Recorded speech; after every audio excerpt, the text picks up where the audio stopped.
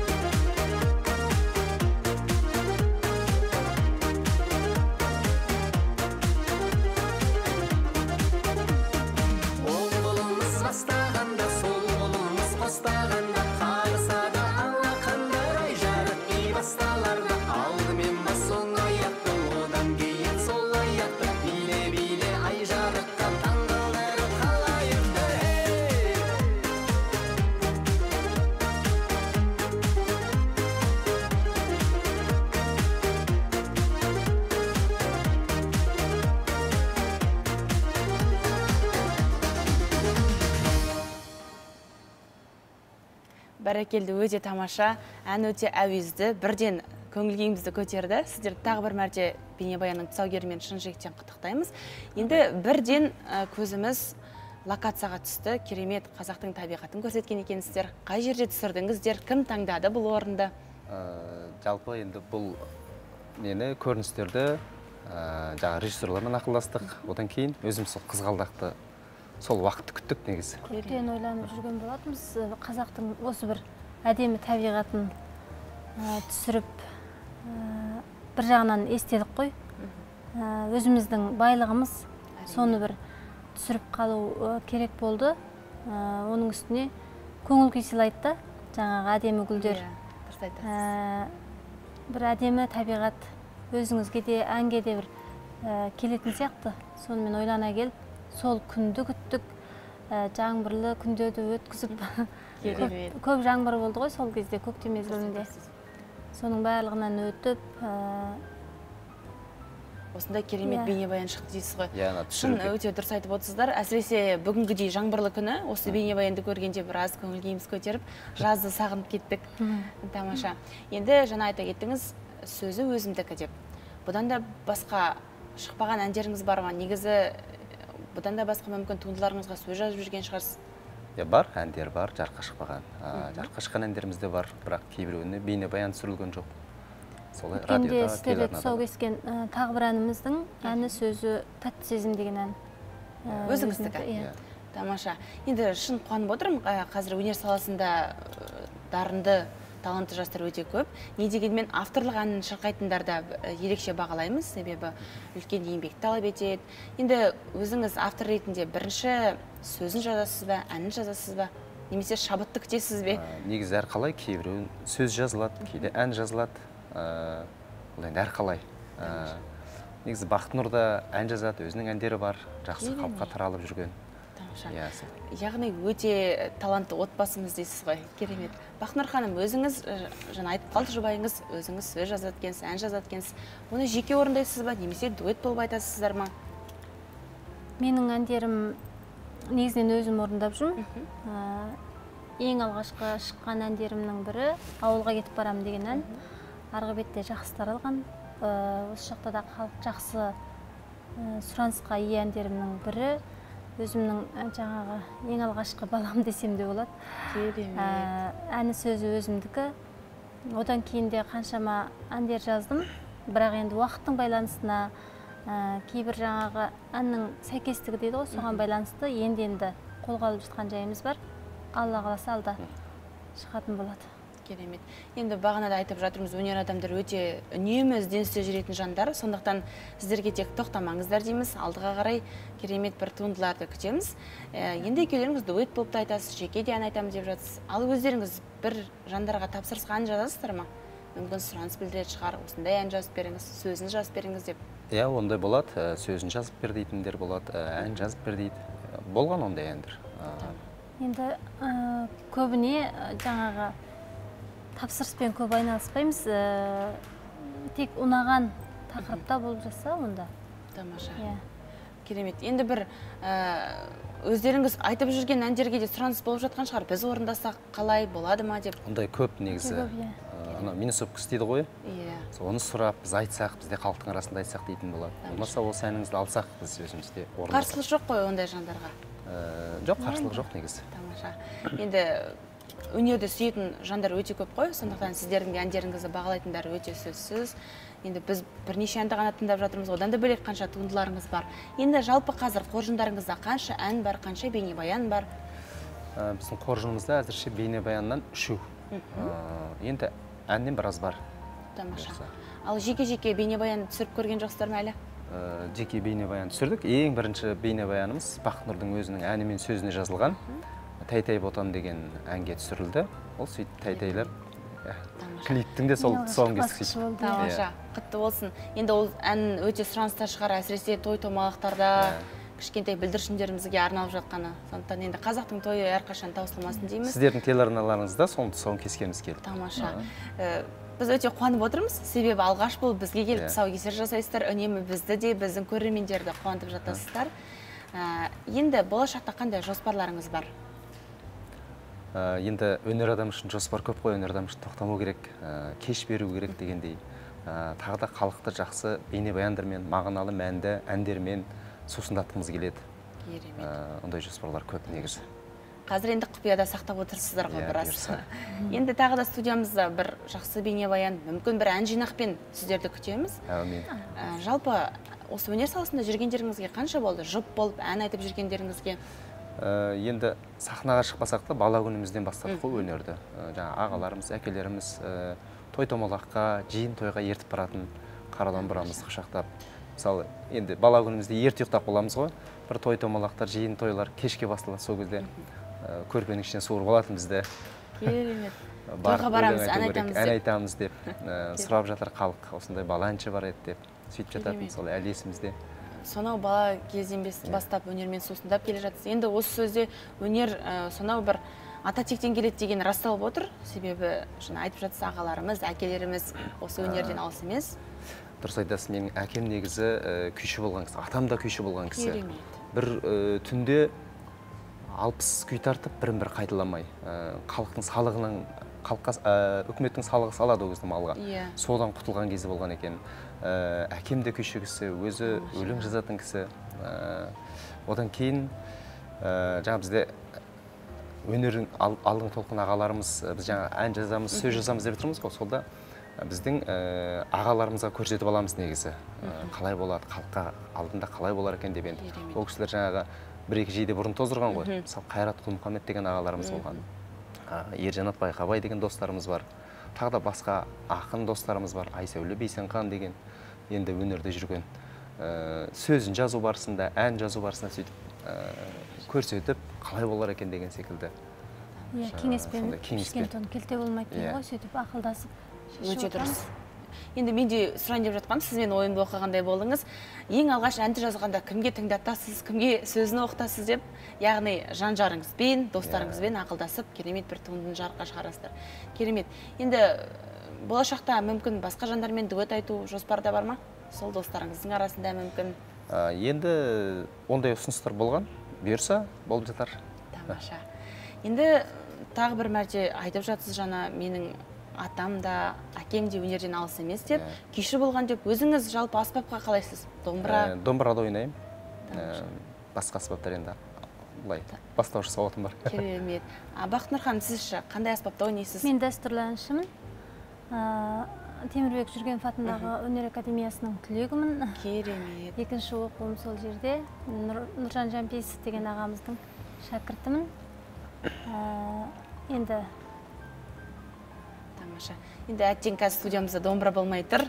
Әйтсе сіздерге қолқа салып, бір дәстүрлі әншілер келгенде ерекше бір шабытымыз оянып, сол кісілерге қолқа салатынымыз бар. Енді өнерде сонау бала кезден бері жүресіздер, сахнада да шығып жүрсіздер, өте халықтың арасында танымалсыздар, және өздеріңіз де айтып жатсыздар. Жалпы шәкірт тәрбиелеу қалай болып жатыр? Шәкірттеріңіз бар ма қазір үйретіп жүрген? Шәкірттер ұсыныс түсті, бар негізі үйретіп жатқан. Бірақ енді шәкірт тәрбиелеу әзірше ұстаздық ету әлі ерте деп ойлаймын негізі. Керемет. Оның жауапкершілігі өте жоғары ғой. Дұрыс айтасыз, енді шәкірт тәрбиелеу өте қиын, үлкен жауапкершілік, өзінің балаңдай жүгірем дейсіз ғой, тамаша. Десе де Бақытнұр ханым, енді өзіңіздің дауысыңыз ерекше ұнап отыр, дәстүрлі әншілердің дауысы енді ерекше болады ғой. Өзіңізге мүмкін қолқа салып жатқан шығар, бір кішкентай қыз балалар, сізбен дуэт айтсам болады ма, домбыра үйретіңізші деп мысалы? Менің шәкірттерім бар. Алдық қазір университетке оқуға түсіп бітіріп жатқандар да бар. Ол енді ата-анасы бір жағынан тәлім тәрбие алсын деген мағынада сөйтіп маған бергісі келеді, бірақ көбіне менің қолым босамай қалды. Бірнеше шәкіртім бар. Енді шәкірт тәрбиелеу өте бір жауапты іс қой, жаңағы өздеріңіз айтқандай. Сондықтан алда қолға аламыз деп ойлаймын. Өзім жақсы көремін.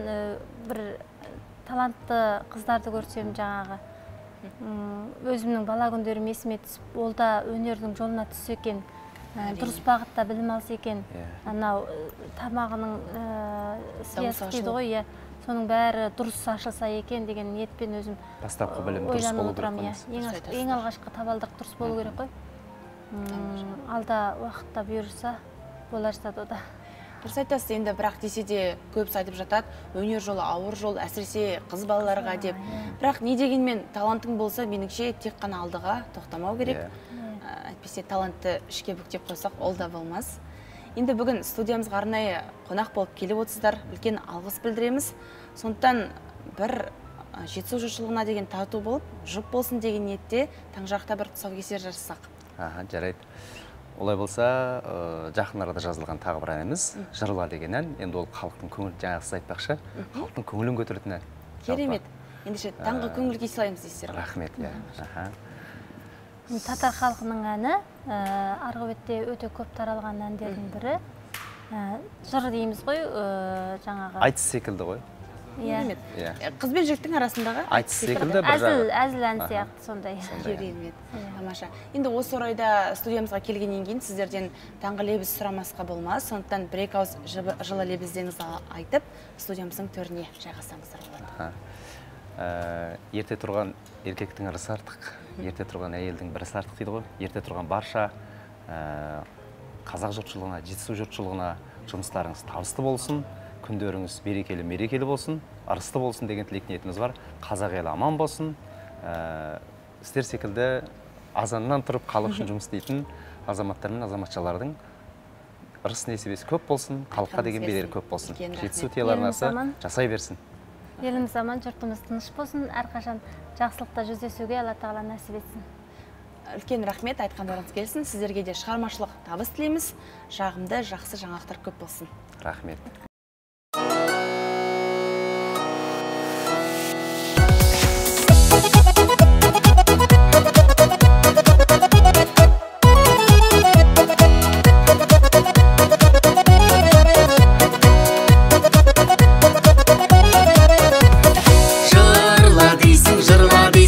Шашайын бақшаға, ой дейді-ау жырлайын, жыр шашайын бақшаға.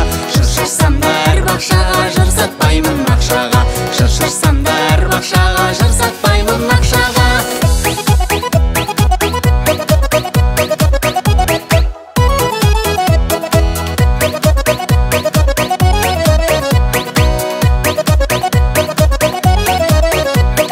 Отырыңыз орындыққа, оң аяғың талмасын. Ой дейді-ау жырлайын, оң аяғың талмасын. Оң аяғың талса талсын, қыздың көңілі қалмасын. Оң аяғың талса талсын, қыздың көңілі қалмасын. Біреу, екеу, үшеу, төртеу, бесеу, алтау, 12. Ой дейді-ау жырлайын, бесеу, алтау, 12. 12-нің арасында ең сұлуы менікі. 12-нің арасында ең сұлуы менікі.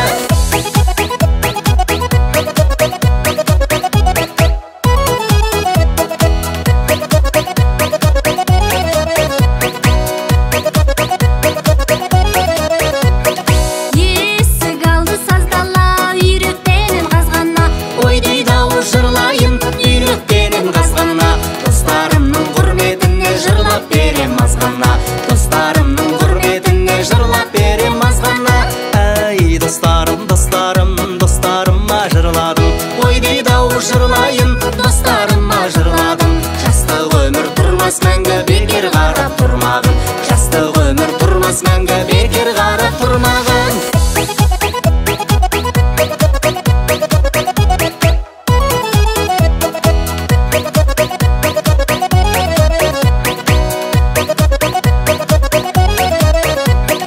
Қарып қалдым, қайран қалдым суға барған қыздарға.